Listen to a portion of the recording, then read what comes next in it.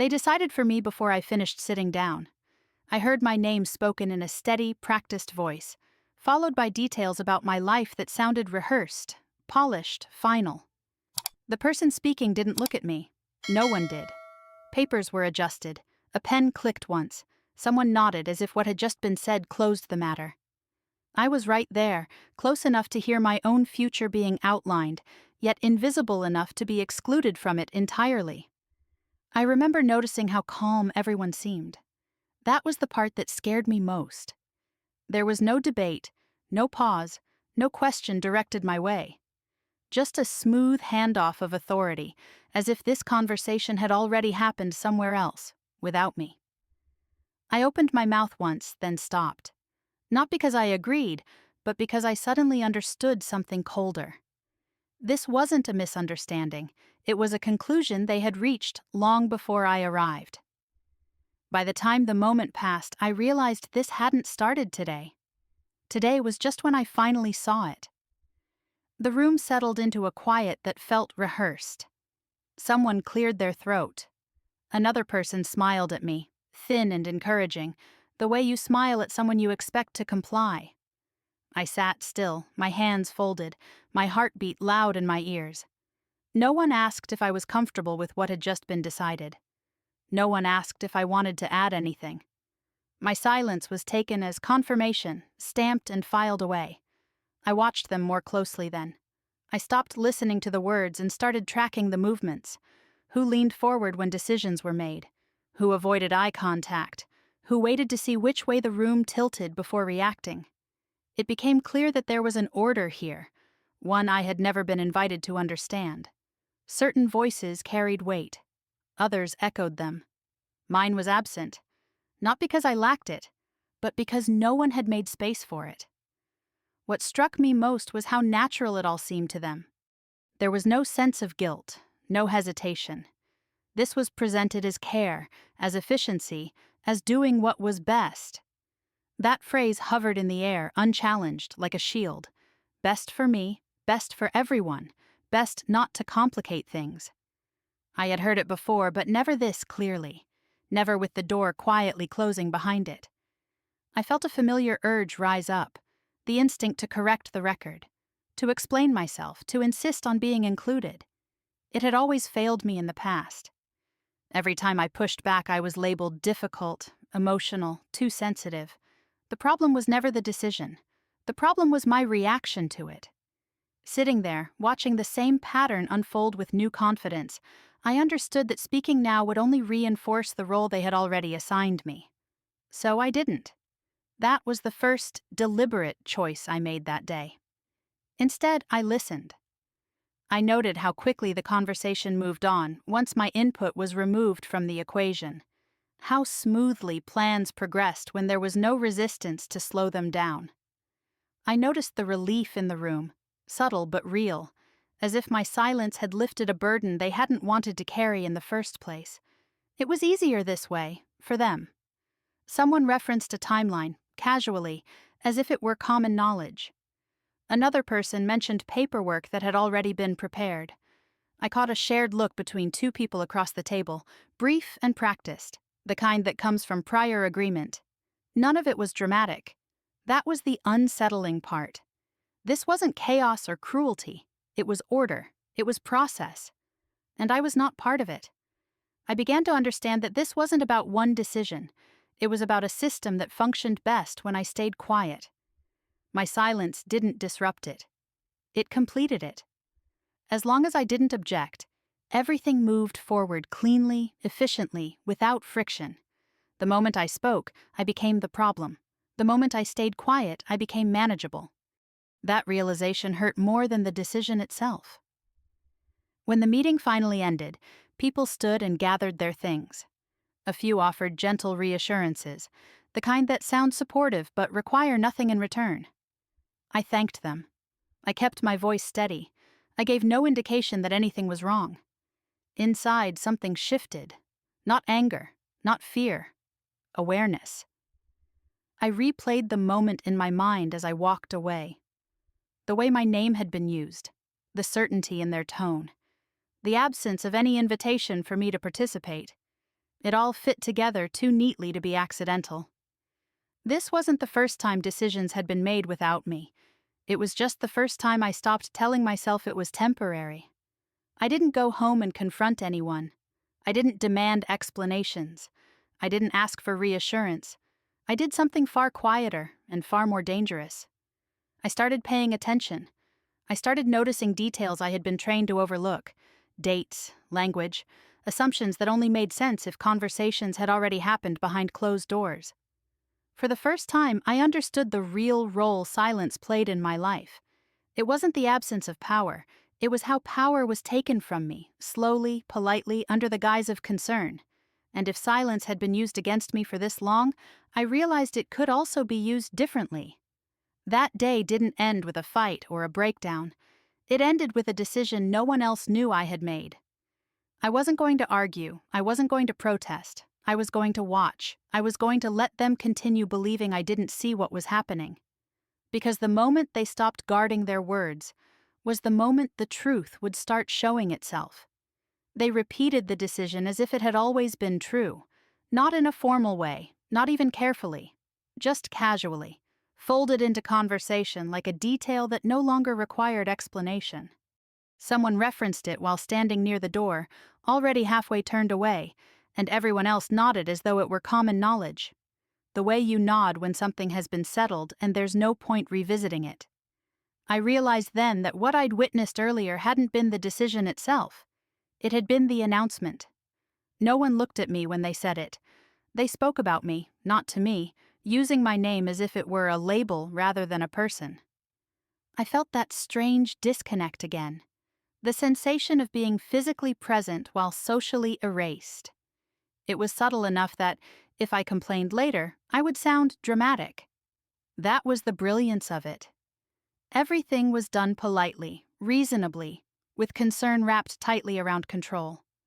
I stayed quiet. Not frozen, not confused. Quiet on purpose. As the conversation moved on, I noticed how smoothly things flowed without my input. Questions that should have been directed at me were redirected before they ever reached my side of the room. Answers were delivered confidently, sometimes with unnecessary detail, like someone proving they had done their homework.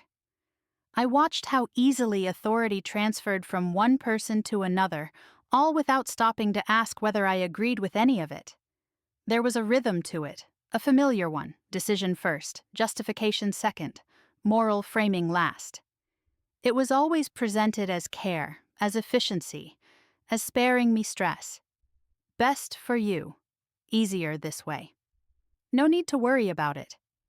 The same phrases I'd heard in different forms for years, now sharpened into something undeniable. At some point I stopped reacting emotionally altogether. I let my expressions settle into something neutral and unreadable. That seemed to relax them even more. The room softened. Voices lowered. Someone even complimented me for being so understanding. I almost laughed at that. Understanding had nothing to do with it. I was observing. Once I shifted my focus from the words to the behavior, patterns emerged quickly. The same people spoke first every time. The same people confirmed decisions. The same person never contradicted anyone with authority, even when it would have been reasonable to do so. It wasn't chaos. It was choreography. Someone mentioned a timeline I didn't recognize. It was said quickly, like an aside, but it caught my attention. I replayed it in my head, checking it against what I knew. It didn't fit. Not exactly. I didn't interrupt to clarify. I didn't ask for details. I filed it away. That was when I began to understand how my silence benefited them.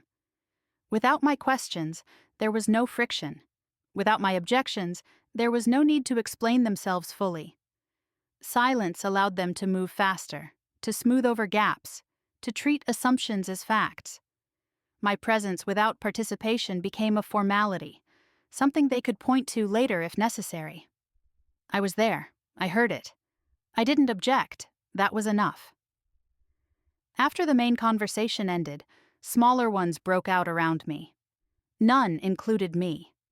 People spoke in lowered voices, sharing looks, making plans that assumed my continued compliance. Someone offered me reassurance that felt pre-written, as if they'd practiced it for a different day. I thanked them and kept my tone even. Inside, something hardened. It wasn't anger yet. It was clarity. I could see now that this wasn't about one situation or one misunderstanding. It was a system that functioned best when I didn't interfere. A system that rewarded my silence with approval and punished my resistance with labels. Emotional, difficult, uncooperative. I'd worn all of them before. I wasn't interested in trying them on again. As people began to leave, one comment landed differently than the rest. It was said lightly, almost jokingly, about what would happen next. A future outcome referenced as if it were already guaranteed. I felt a small jolt of recognition. This wasn't just about today. There were consequences unfolding beyond this room, consequences I had never been told about. Still, I said nothing. I watched who seemed most invested in my continued quiet, who checked my face for signs of discomfort, who relaxed when they didn't find any. It became clear that my silence was being interpreted as consent, maybe even as relief, as if they'd done me a favor by removing me from the equation. When I finally left, the air outside felt different, heavier but cleaner. I replayed the day in my mind, not emotionally, but structurally. Who said what? In what order? What assumptions were made without confirmation? What information was referenced without being shared? The more I examined it, the less accidental it seemed. I understood then that speaking up too soon would only reset the pattern. They would reassure me, adjust their language, maybe even apologize. Then they would continue. More carefully this time, more quietly. The system would survive. I would be labeled the problem again. So I made a different choice. I decided to let them believe exactly what they believed already, that I was compliant, that I trusted them, that I didn't notice the gaps in their story. I would let the process unfold fully, without interference, long enough for it to reveal itself. Because if they were willing to speak for me so confidently, it meant they assumed I wasn't listening closely, and if they believed my silence meant agreement, they would keep talking. They always did. By the time I reached home, the shock had faded completely. What remained was something steadier and far more dangerous to them.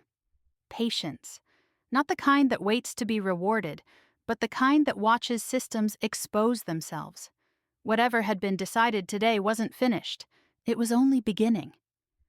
Silence changed the temperature of the room before anyone realized it. I stopped reacting altogether. No nodding, no tightening of my jaw, no small shifts that gave my thoughts away. I listened with my hands folded and my expression calm, and almost immediately, everyone else relaxed. It was subtle, but I felt it.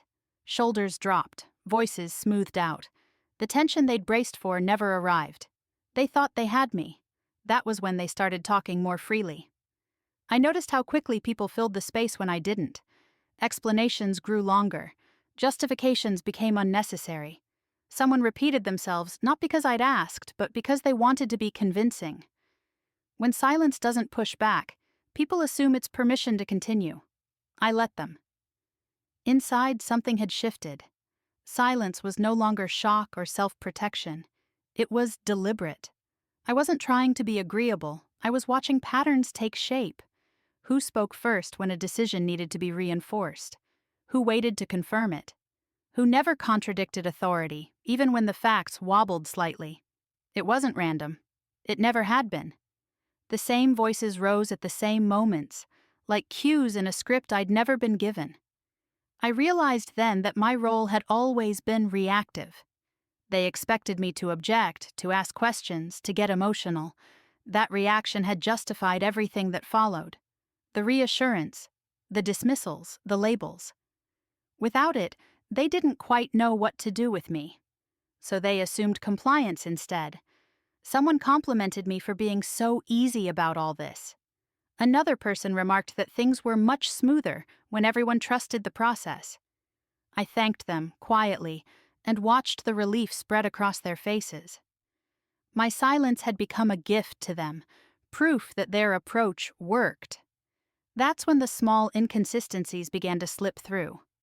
A reference to a conversation I hadn't been part of. a timeline mentioned with confidence that didn't quite align with what I remembered.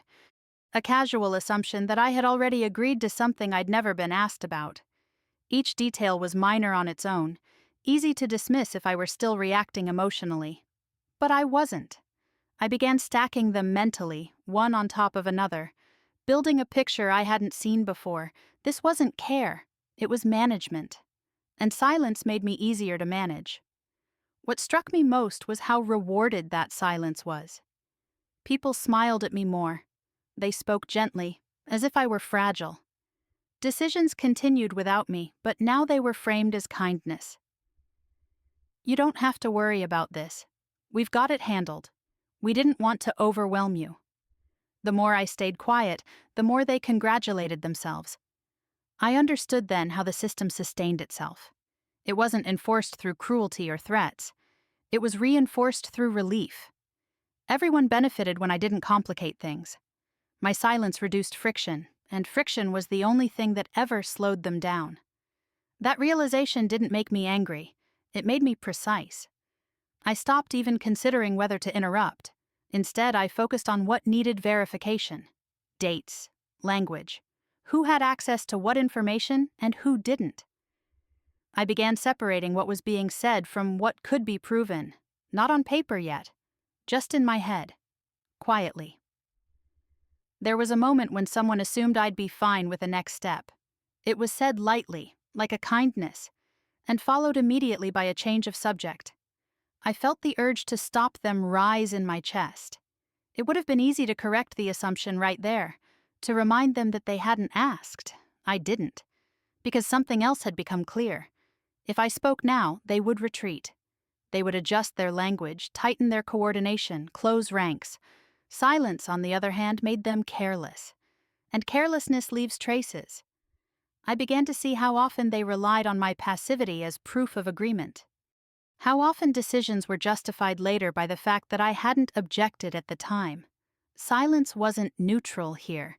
It was currency. They spent it freely. By the end of the day, I felt strangely steady. The confusion that had once followed these situations was gone. In its place was something far more useful. Clarity. I knew now that this wasn't about convincing anyone of anything. It was about understanding the structure well enough to dismantle it without warning. As people dispersed, someone made an offhand comment about paperwork. Just one word, dropped casually, like an afterthought. It didn't fit with the version of events I'd been told. Not exactly. The discrepancy was small, but precise, and it lodged itself in my mind immediately. I replayed it later, testing it against everything else I'd heard. The more I examined it, the less accidental it felt. This wasn't a misunderstanding. It was a shortcut. That was the moment I stopped wondering if I was imagining things. Silence had given me access. Access to their assumptions. Access to their confidence. Access to the gaps they never bothered to close because they didn't think anyone was looking. I wasn't ready to act yet. I didn't need to be. All I needed was to keep doing exactly what I was doing. Listening, watching, letting them believe they were in control. Because once people think they've won, they stop guarding the truth. And the truth, I was beginning to see, had been waiting for me the entire time. I found the record by accident, which was the only reason no one thought to stop me. It was tucked inside a folder that had been passed across the desk without ceremony, the kind of paperwork people assume has already been handled. I flipped through it slowly, not looking for anything in particular, just following the habit I'd developed of reading everything instead of trusting summaries.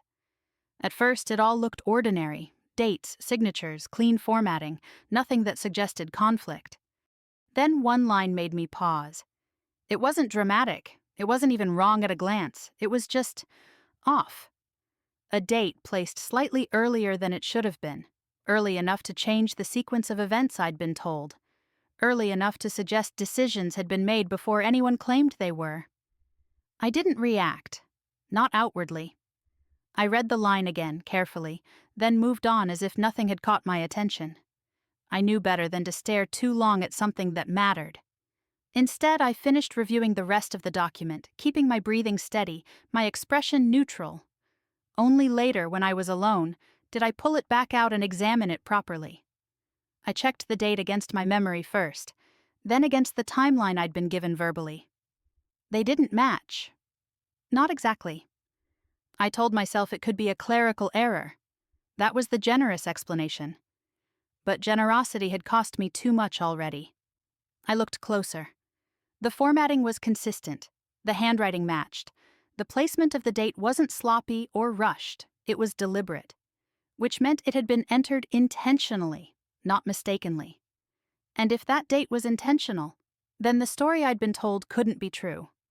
I felt a tightening in my chest. Not panic, not anger, but recognition. This was the feeling I'd learned to trust. The quiet certainty that comes when something clicks into place. I didn't rush to confront anyone. I didn't ask for clarification. Instead, I did something far more telling. I asked a neutral question later that day, phrased casually, about timing. Not accusatory, not detailed. Just enough to see how it landed. The response came too quickly. Someone answered without thinking, repeating the version I'd already heard, confident and smooth. Another person nodded along. No one hesitated. No one checked the paperwork. They didn't need to. In their minds, the narrative was settled. That was confirmation enough. If the record contradicted them, and they didn't even notice, it meant they hadn't expected me to see it, which meant access to information had been filtered deliberately. Not hidden, exactly. Just managed. I realized then that the power they held didn't come from force or authority alone. It came from being the gatekeepers. They decided what I needed to know, and when. They shaped the story and trusted that I wouldn't question the structure underneath it. I went back to the record later that evening and read it again, slower this time. I noticed how the language framed decisions as procedural rather than personal, how responsibility was diffused across vague terms, approved, reviewed, noted, words that sound harmless until you realize how effectively they erase accountability. The discrepancy with the date wasn't isolated either. Once I saw it, other small things began to stand out. Not enough to be explosive, enough to be undeniable. I thought about the confidence with which they'd spoken earlier, the ease, the certainty. It made sense now. They believed the paper trail supported them. They assumed I'd never look closely enough to notice where it didn't. I didn't sleep much that night. Not because I was upset, but because my mind kept working through implications. If this record didn't align with their story, how many others were built the same way? How often had decisions been documented as routine long before I was ever consulted? The next morning, I watched them differently. I paid attention to reactions instead of explanations. When I referenced the record obliquely, without pointing to the inconsistency, I noticed who stiffened, who deflected, who smiled too quickly. One person assured me everything was standard. Another suggested I didn't need to worry about details. The reassurance came too easily, too practiced. It told me more than any admission would have. That was when I made a decision. I wasn't going to address this openly. Not yet. If I raised the issue now, they would scramble. They would adjust future records, tighten access, close the gaps. The system would correct itself, not out of honesty, but out of self-preservation. Instead, I became something else entirely. I started thinking like an archivist, quietly, methodically. I noted what existed and what didn't, what was documented and what was only ever spoken. I separated facts from interpretations, records from narratives. It felt strange, standing inside a system that had been built to exclude me and finally seeing its edges clearly. Stranger still was the calm that came with it. This wasn't about catching anyone in a lie. It was about understanding how the lie functioned. Late that afternoon, a familiar phrase caught my attention in a different document.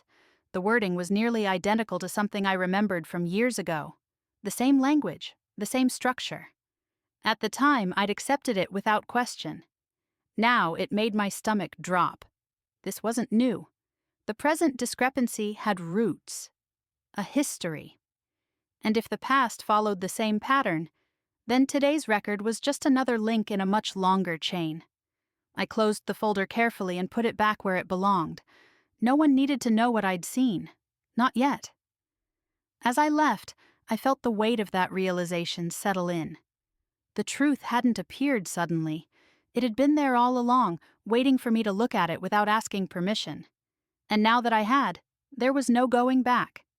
The wording in that record pulled me backward before I could stop it. I hadn't thought about that day in years, not deliberately. I'd folded it away with other memories that felt unresolved but inconvenient, the kind you tell yourself you'll make sense of later. Seeing the same phrasing again, printed neatly and filed without emotion, broke whatever distance I'd kept between then and now. I recognized it instantly, not because it was dramatic, but because it had sounded so reasonable at the time. Back then, it had been framed as care. We were sitting together, close enough to feel intimate, close enough that I believed everyone in the room had my best interests at heart.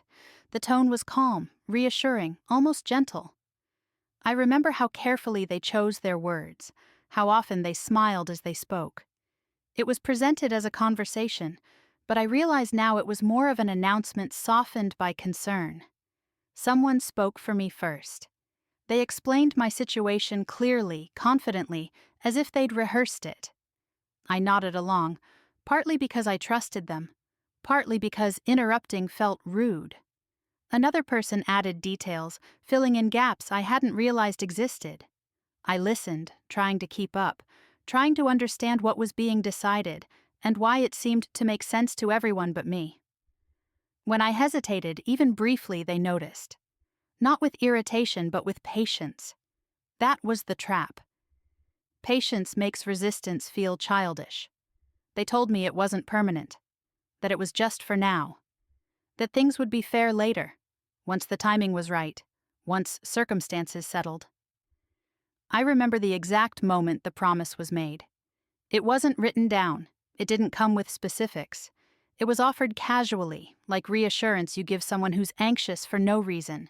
If I trusted them, if I stayed quiet, if I didn't complicate things, then, when it really mattered, my interests would be protected. My voice would be included. There was no urgency, they said. No need to push. I believed them. At the time, compliance felt like maturity. I told myself I was being reasonable, that I was choosing harmony over conflict. I didn't want to be the person who caused friction, who demanded too much, who made things difficult. So I accepted the promise and told myself patience would be rewarded. In the weeks that followed, the decision took effect quietly.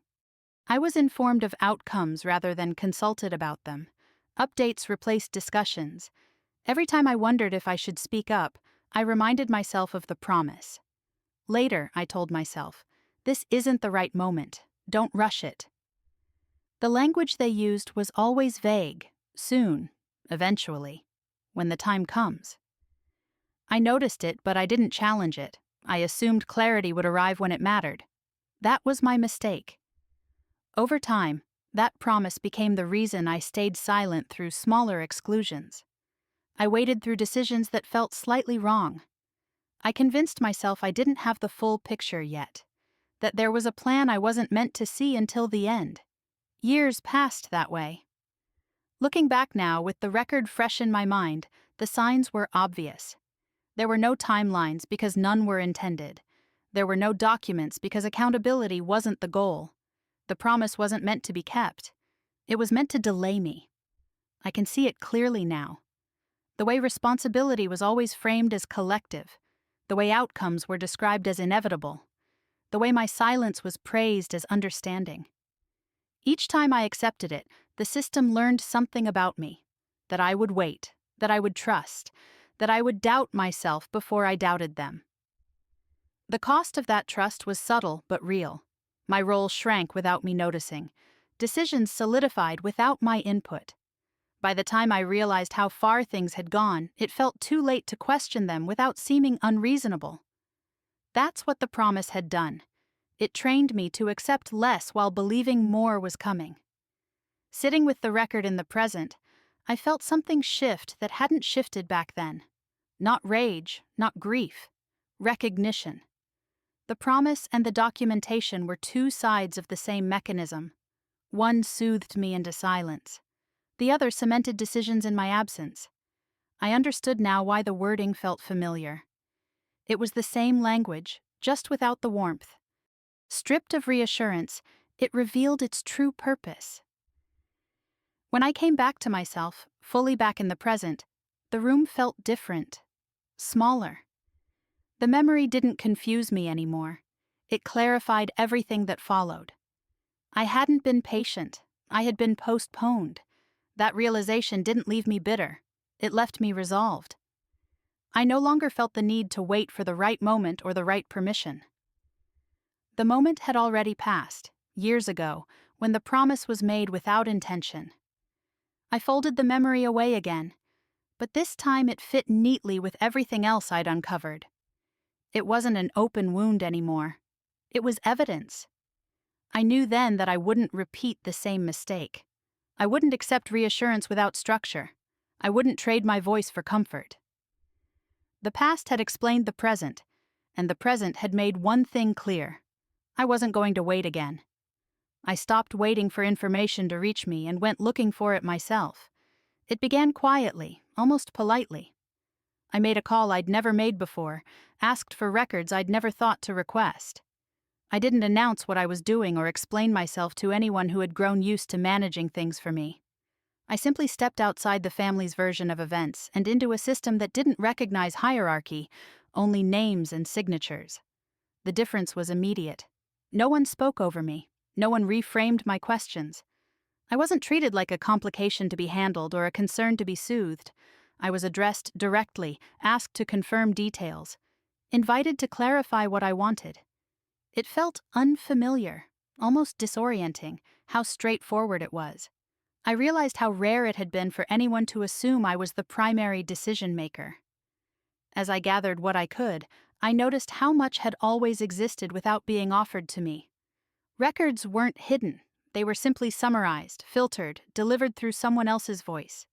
Seeing them in their original form was like reading a story without commentary for the first time. Dates sat where they sat. Names appeared where they appeared. No one softened the edges or explained away the implications. With every document, the gap between what existed and what I'd been told widened. I didn't rush. I didn't jump to conclusions. I learned to read slowly, to notice what wasn't emphasized, what had been assumed instead of stated. Patterns emerged not because I searched for them, but because they repeated themselves. The same decisions documented before consultation. The same approvals noted without my involvement.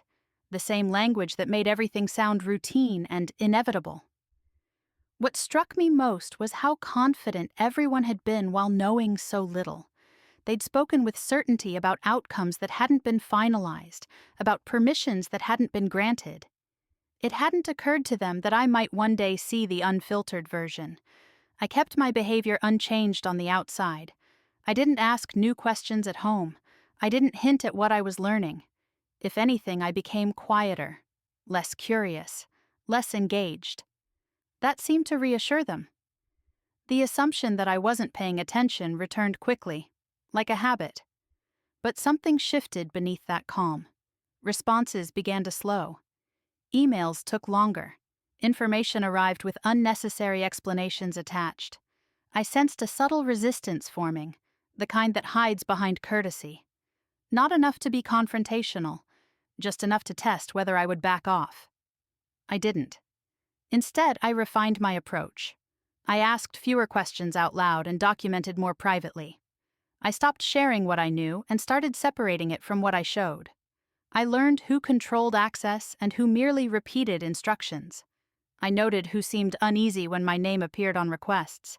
That unease told me I was being noticed. There was a moment when someone suggested I didn't need to go through all this trouble. The comment was framed as concern, almost protective, but it landed differently. It wasn't about saving me effort. It was about restoring the old order. The unspoken rule that I shouldn't need to know everything. I thanked them and continued anyway. The calm that settled over me surprised even myself. I wasn't driven by anger or the desire to prove anything. This felt procedural, methodical, like correcting an error that had been left unattended for too long. Each record I reviewed made the structure clearer. Each confirmation strengthened my sense of timing. I understood now that exposure wasn't the goal. Not yet. Information loses its power when revealed too soon. People scramble, stories shift, gaps are patched. I didn't want chaos. I wanted clarity that couldn't be argued with. That meant patience. Not the kind I'd practiced before, rooted in hope and reassurance, but a deliberate patience anchored in preparation. I was no longer waiting for permission or fairness. I was positioning myself. I noticed how carefully I began to move, how conscious I was of what I said and when. I let conversations flow without interruption. I allowed assumptions to be made about my compliance. Each assumption became another layer of confidence they built, without realizing how fragile it was. Late one afternoon, a tone changed. It was subtle. A question asked a second too late. A pause where there hadn't been one before. Someone looked at me longer than necessary, as if recalibrating. It wasn't suspicion yet, but awareness. The kind that precedes it. I felt it, and said nothing. If they were beginning to watch me, it meant I'd stepped far enough outside their expectations to register. But they still didn't know how much I had. That was the advantage. Watching someone doesn't help if you don't know what you're watching for. By the end of that week, I had collected enough to see the outline of something larger. Not just a single decision or moment of exclusion, but a system that had relied on my silence to function smoothly. A system that assumed I would never challenge the version of events presented to me. They had been wrong about that. I closed my folder that night and set it aside, careful and deliberate. There was more to gather, but the path was clear now. I didn't need to rush or announce anything. I needed to keep moving exactly as I was. Because the moment people start monitoring you is the moment they've already lost control. And I could feel that moment approaching. They started watching me differently. It wasn't obvious at first. No confrontations, no sudden questions. Just a slight adjustment in tone, a carefulness that hadn't been there before. Someone who used to speak freely paused before finishing a sentence. Another checked my face after making a casual remark, as if measuring whether it had landed the way they intended. I felt the shift immediately.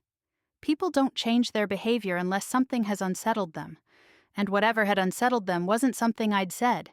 It was something I hadn't. I kept my routine exactly the same. I arrived when expected. I listened. I nodded occasionally. I asked only practical questions, the kind that sound harmless because they don't reveal intent. On the surface, I looked as compliant as ever. Underneath, I was tracking every deviation. They began to over-explain. Simple decisions came wrapped in justifications no one had asked for. Timelines were repeated twice, then corrected mid-sentence. One person contradicted another and immediately backtracked, offering a smile that didn't reach their eyes. The confidence that once carried them through every conversation had thinned into something brittle. I didn't challenge any of it. I didn't need to. Silence does something peculiar when people expect resistance. It creates a vacuum, and most people can't stand empty space. They rush to fill it, often with more than they intend to reveal. Someone tried to sound reassuring, telling me there was no rush and that everything was being handled. The words were familiar, but the delivery wasn't. There was an edge there now, a faint pressure beneath the politeness. It wasn't care, it was containment. I acknowledged the comment and let it drop. That seemed to make things worse for them. Conversations began to fracture. One person assumed I'd already been told something. Another spoke as if that information were still confidential. The mismatch passed quickly, but not unnoticed. I saw the flicker of alarm when they realized their versions didn't align. Coordination requires certainty. Uncertainty makes people nervous. There was an attempt at gentle guidance soon after. Advice framed as concern. A reminder of how things usually worked. A suggestion that I didn't need to involve myself so deeply. It was delivered softly, almost kindly, but the message was clear enough. Slow down. Step back. Let us handle it. I thanked them and changed the subject. Inside, my resolve solidified. Warnings like that don't come from strength. They come from fear, from the realization that someone who was supposed to stay predictable has stopped doing so. They didn't know what I had seen or what I understood, but they could sense the shift in control. The more they watched me, the calmer I became. There was a strange relief in knowing I no longer needed to pretend I was confused. I understood exactly how the system functioned now, and more importantly, where it failed. It relied on coordination, on shared assumptions, on the belief that I wouldn't push past the surface. All I had to do was keep letting them believe that. I noticed who seemed most anxious when I entered a room, who adjusted their language around me, who avoided specifics and leaned on generalities. The pattern was unmistakable. The people who had benefited most from my silence were the ones who now seemed the most uneasy. One afternoon, access opened unexpectedly. It was small, unremarkable on its own. A reference to a document made too casually. A permission granted without much thought. The kind of thing that happens when people are trying to appear cooperative while hiding their concern. I didn't react. I filed the moment away, aware that it mattered more than it appeared to. Carelessness often masquerades as generosity, especially when people are trying to prove they have nothing to hide. Later, alone, I considered what it meant. The information I already had pointed in a clear direction. This new opening suggested there was more beneath it, something they hadn't anticipated I'd be able to reach. Something that could no longer be brushed aside as misunderstanding or miscommunication. I felt no rush of triumph, only focus. This wasn't about catching anyone off guard. It was about letting the structure collapse under its own contradictions. The less I intervened, the more they revealed. The more they watched me, the more they gave away their vulnerabilities. By the end of the week, the tension was undeniable. They were careful now, polite to the point of stiffness. Conversations ended abruptly when I entered. Decisions were still being made, but with an awareness that something was different, even if they couldn't name it. They didn't realize how late they were. I had already seen enough to know the next step would change everything. Whatever lay beyond that newly opened door wouldn't just confirm what I suspected, it would reframe the entire situation in a way no one could ignore. And the moment that happened, silence would no longer be misread as agreement. It would be understood for what it had always been. Preparation. The access came so casually that no one seemed to realize what they'd just handed me. It wasn't framed as a favor or a concession, just a routine step, a file referenced in passing, a login shared without ceremony. I paused for a moment before opening it, aware of the weight of that hesitation. Some thresholds don't announce themselves. They only exist in hindsight. At first, the record looked exactly like everything else I'd seen so far. Clean, organized, official. The kind of document that reassures people simply by existing. I read through it slowly, line by line, resisting the urge to search for something specific. I'd learned that jumping ahead blinded you to context. Nothing leapt out immediately. Dates were consistent, language was measured, everything aligned neatly with the version of events I'd been told over and over again. For a few seconds I wondered if this was another dead end, another carefully managed piece of paperwork designed to look complete without revealing anything real. Then I reached a section that changed the rhythm of the page. It wasn't dramatic. No bold text or glaring error. Just a sequence that didn't belong where it was. An authorization placed too early. A decision time-stamped before the point where consent was supposedly given. It was subtle enough that most people would skim right past it. I didn't. I read it again, slower this time. Then again, tracing the timeline backward and forward until the implication became impossible to ignore. This wasn't a clerical mistake. It was procedural. Decisions had been made before the conversation that was later presented as decisive. The outcome had been locked in before anyone pretended to seek my input. I felt a strange calm settle over me. This wasn't suspicion anymore. It was confirmation. I didn't rush to act. I didn't screenshot or print anything in a panic. Instead, I kept reading. Once you see the first crack, the rest reveal themselves more easily. The same names appeared again and again, the same approvals, the same absence of my involvement, consistently documented and quietly normalized. What struck me most was the confidence behind it. Whoever had built this record hadn't anticipated scrutiny. They assumed the narrative would always be enough, that the paperwork would never be examined closely by the person it concerned most. I leaned back and let the weight of it settle. This one record reframed everything: the hesitation in their voices, the sudden carefulness, the way access had opened and closed depending on who was asking. It all pointed back to this moment, this confirmation that their confidence had been manufactured, not earned. I felt no urge to confront anyone, no rush of vindication, just a steady awareness that I now held something that couldn't be explained away with tone or intention. This wasn't about how anyone felt, it was about what existed. I considered the risks carefully. If this surfaced too soon, they would scramble, stories would shift, responsibility would be diffused, damage would be controlled. I'd seen it happen before. Systems protect themselves when threatened. That protection would erase the clarity I'd just gained. So I contained it. I preserved copies quietly, mindful of footprints. I didn't alter my behavior. If anything, I became more predictable. I asked fewer questions. I engaged less. The illusion of my disengagement returned, and with it, a false sense of security on their side. Inside, everything had changed. I began connecting this record to others I'd already seen. The earlier discrepancy with the date, the casual assumptions, the moments when people spoke too confidently about things they couldn't possibly know unless they'd been involved earlier than they claimed. This wasn't a single betrayal, it was structural. As I traced the pattern, a memory surfaced, uninvited but unmistakable, a promise from years ago, vague, reassuring, made at a moment when I'd been asked to wait, to trust, to stay quiet for the sake of harmony. At the time, it had felt sincere. Now, with this record in front of me, it made brutal sense. The promise hadn't been made to protect me. It had been made to delay me. I understood then why fairness had always felt just out of reach, why the timing never seemed right, why every delay benefited the same people. The system didn't need my agreement. It needed my absence. I closed the file carefully and logged out as if nothing had happened. Later, when I was alone, I sat with the realization longer than I expected to.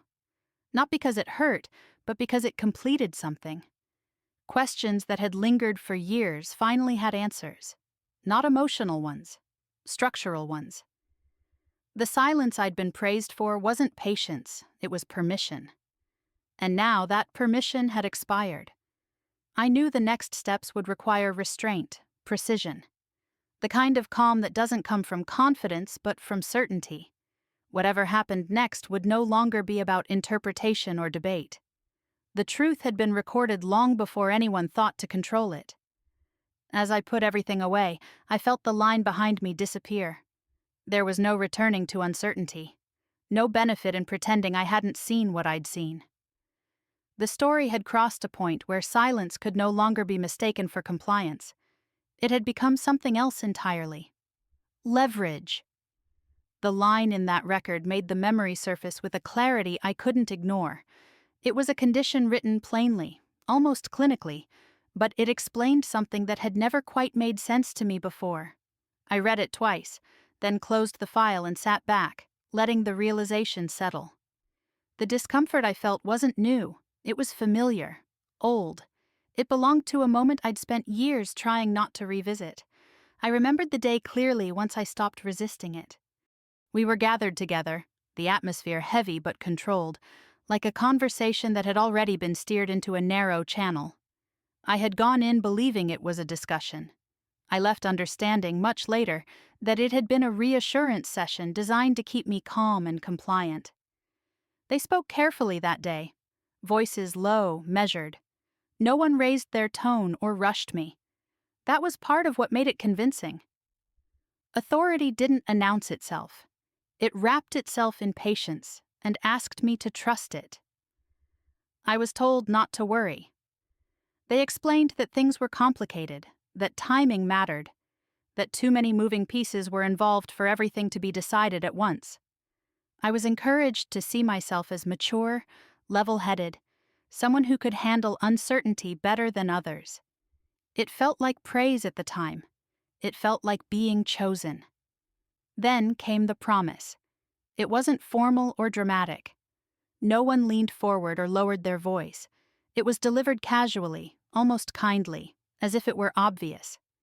If I stayed quiet for now, if I didn't push or ask too many questions, if I let them manage things temporarily, then, when it truly mattered, everything would be fair.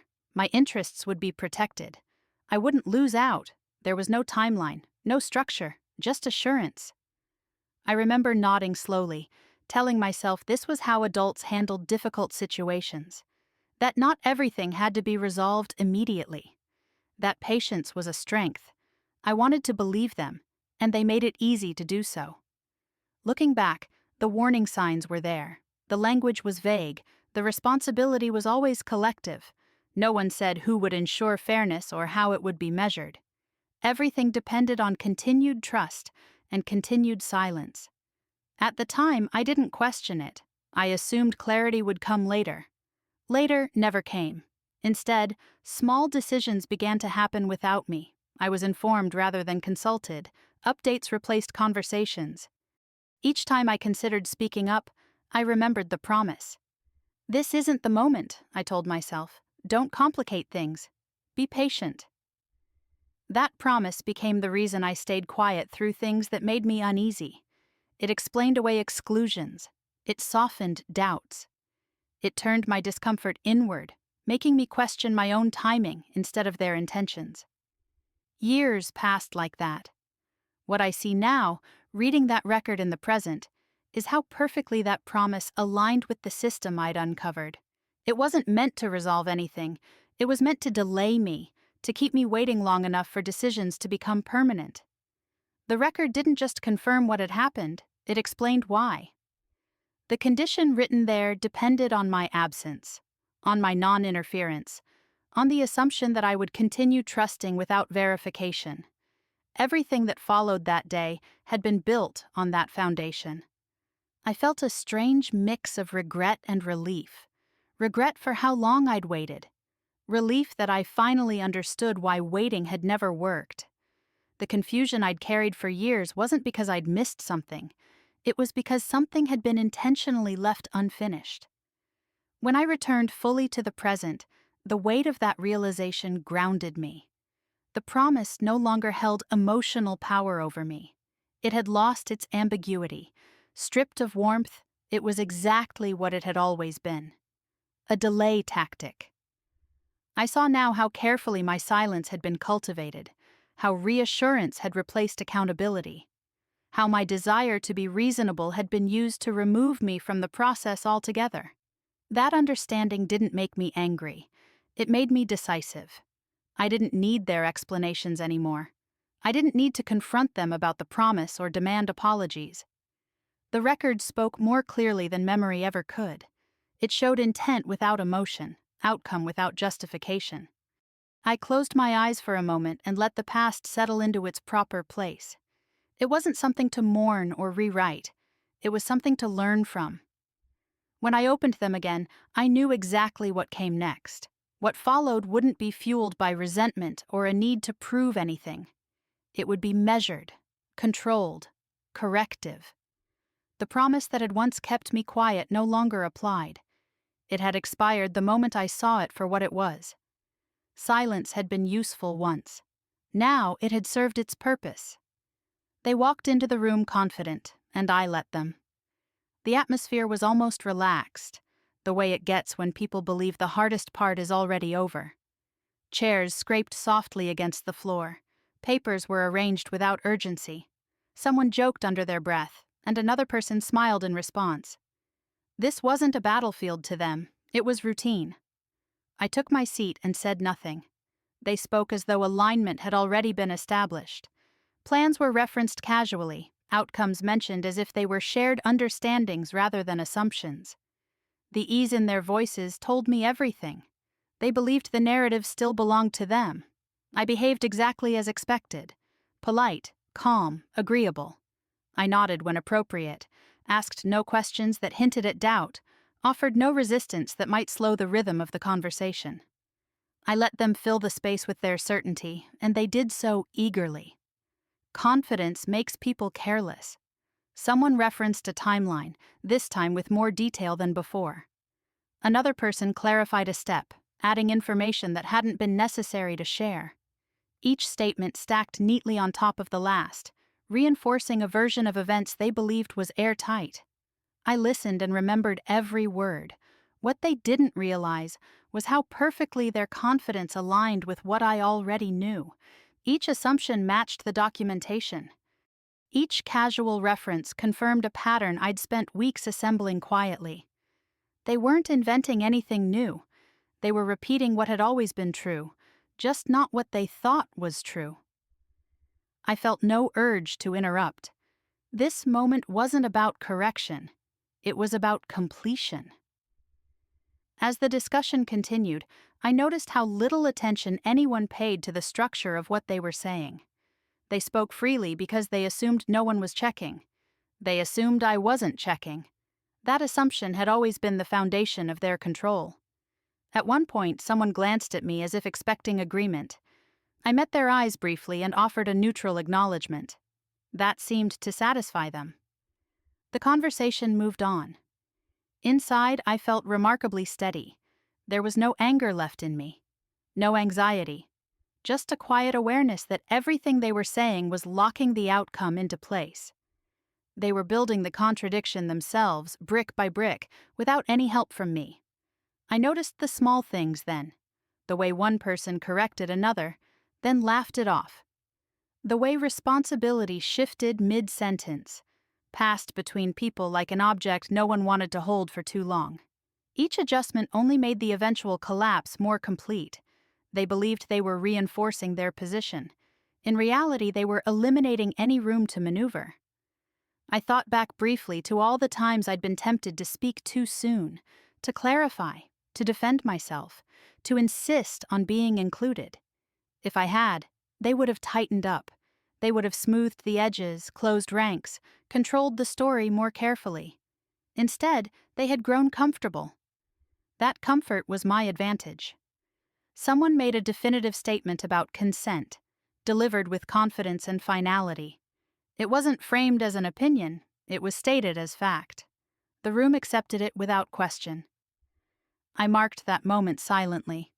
There it was, the last unintentional reveal. The assumption that erased any remaining ambiguity, the statement that would later stand in direct contrast to what had already been documented. They had committed fully now.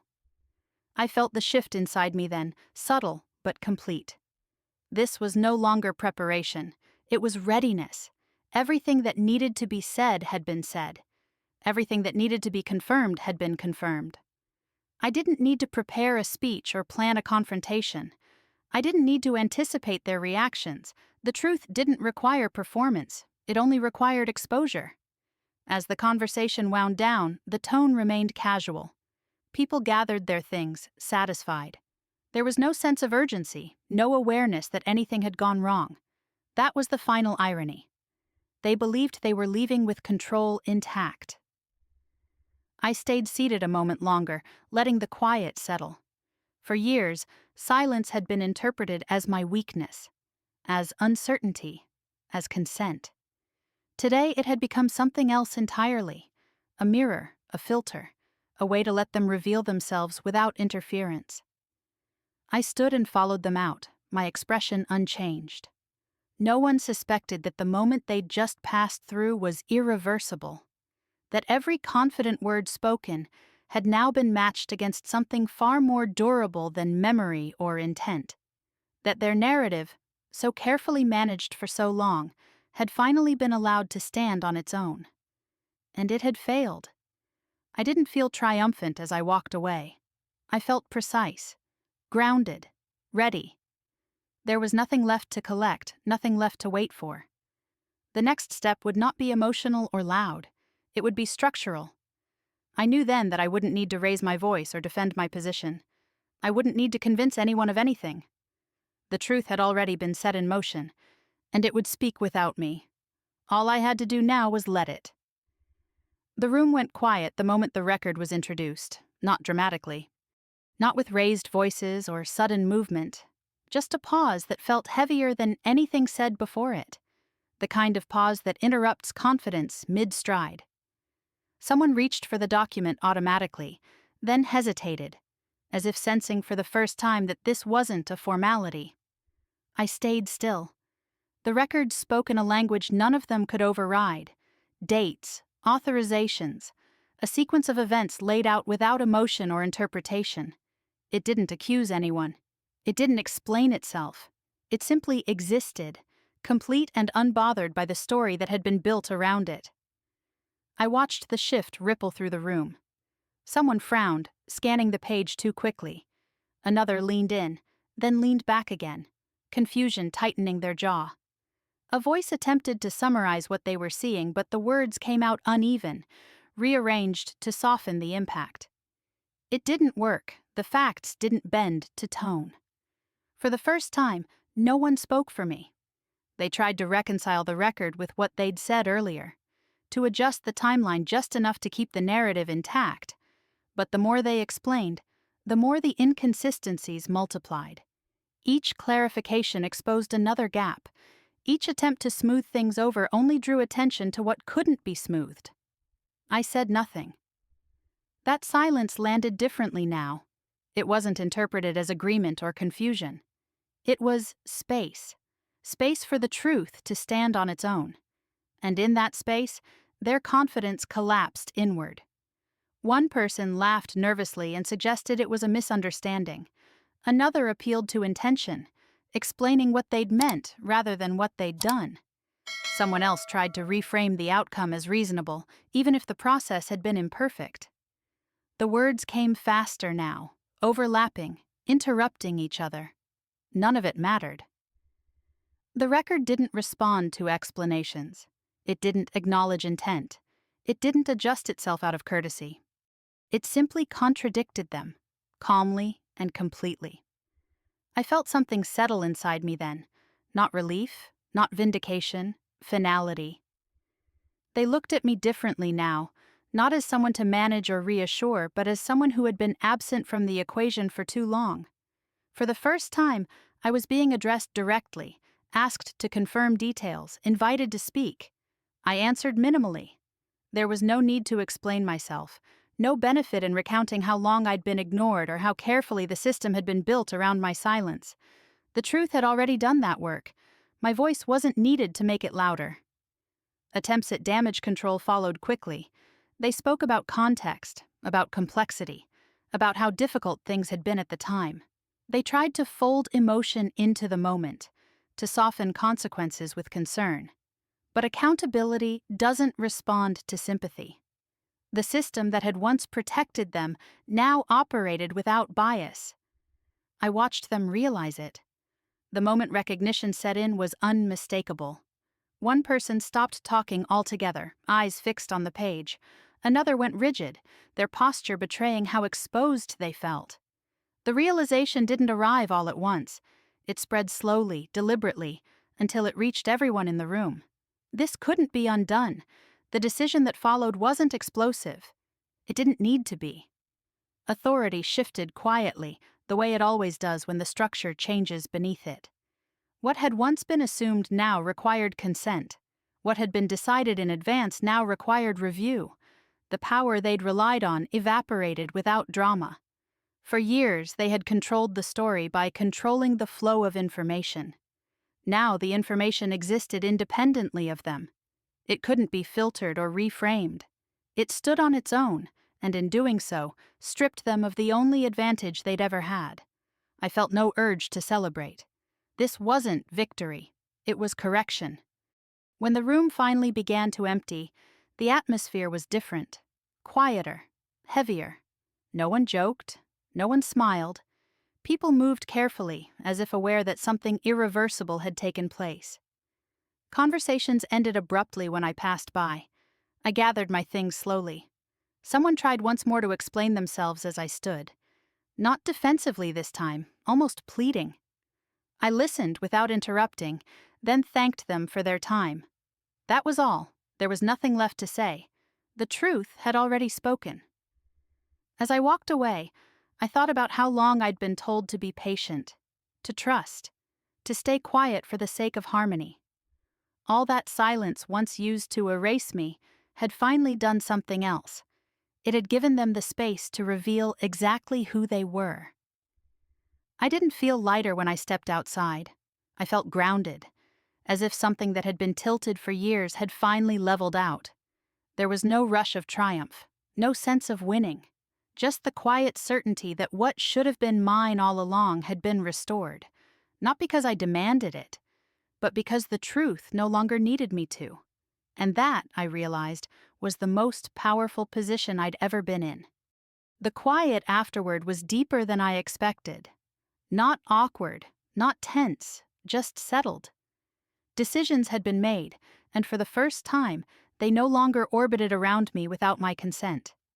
The room felt smaller once the performance ended, as if all the excess noise had finally been stripped away. People moved carefully now, measuring their words, aware that something fundamental had shifted. No one spoke for me anymore. The change showed itself in small, practical ways. Questions were directed at me instead of around me. Pauses appeared where assumptions used to live. Processes that once moved forward automatically now waited for my confirmation. No one announced this shift. It simply happened, the way real change often does, without ceremony. I noticed who avoided my eyes and who suddenly treated me with formality. Not respect exactly, but caution. The kind that comes when power has quietly changed hands and everyone is recalibrating. There were no apologies, and I didn't expect any. Accountability doesn't always arrive with remorse. Sometimes it arrives with adjustment. As I gathered my things, I felt the weight of what it had taken to get here. Staying silent for so long hadn't been easy. It had cost me certainty, comfort, and years of questioning my own instincts. I had mistaken patience for virtue and restraint for maturity. I'd believed that waiting would eventually earn me fairness. What had actually earned me was erasure. I don't regret learning that lesson the hard way, but I no longer confuse endurance with dignity. Walking out of that building, I realized I wasn't carrying anger with me. I wasn't replaying conversations or rehearsing things I wished I'd said. The urge to justify myself was gone. So was the need to explain how deeply this had affected me. The record had done what my words never could. It had told the truth without asking permission. That was enough. Family, I've learned, doesn't lose its meaning when you set boundaries. It loses its power to harm you. Love doesn't require silence, and loyalty doesn't demand disappearance. If a relationship only functions when one person is quiet, it isn't balanced. It's managed. I didn't linger to see how they processed what had happened. I didn't stay to monitor their reactions or measure their discomfort. That chapter had closed. Staying would have turned resolution into spectacle, and I wasn't interested in that. Walking away felt clean, complete. For the first time in a long while, my name felt like it belonged to me again. In the days that followed, life didn't transform overnight. There was no dramatic reinvention, no sudden applause. What changed was subtler and far more lasting. I stopped second-guessing myself. I stopped waiting for cues that never came. I trusted my own sense of timing, my own judgment, my own voice. Silence didn't disappear from my life. It just changed meaning. Now, when I choose not to speak, it's because I don't need to. Not because I'm afraid of being dismissed, not because I'm waiting for permission. Silence is no longer a shield other people use against me. It's a tool I control. That distinction matters more than I ever realized. I think about how many people live inside similar patterns, being spoken for, managed, reassured into compliance. How often silence is mistaken for agreement because it's convenient to believe that.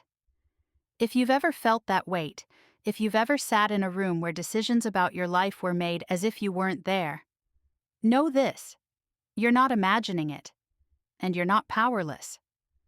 Sometimes the strongest response isn't immediate confrontation.